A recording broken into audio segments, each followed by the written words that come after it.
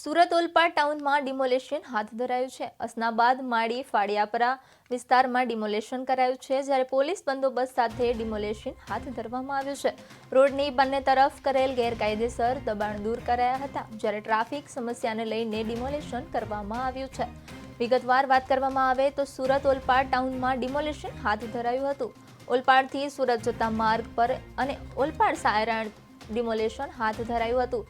અસનાબાદ માળી ફળિયાપરા વિસ્તારમાં પણ પંચાયત દ્વારા પોલીસ બંદોબસ્ત સાથે ડિમોલેશન કરાયું છે।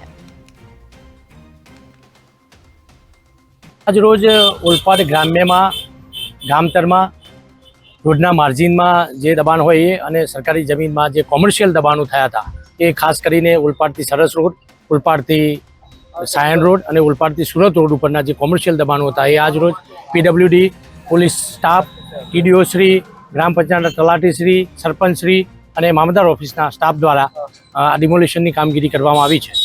અને કયા કારણોસર સાહેબ આ ડિમોલેશન? ખાસ કરીને જે રોડની માર્જિનમાં જે કોમર્શિયલ દબાણો થાય છે એનાથી ટ્રાફિકના પ્રશ્નો થાય છે અને બીજી જે અમારી સરકારી જમીનો, કિંમતી જમીનો છે એના ઉપર એક્રોચમેન્ટથી દબાણો થાય છે એ દબાણો તોડવા માટે ખાસ કરી કોમર્શિયલ દબાણો પર અત્યારે આપણે ધ્યાન કેન્દ્રિત કર્યું છે। આજ રોજ ઓલપાડ ગ્રામ્યમાં ગામતરમાં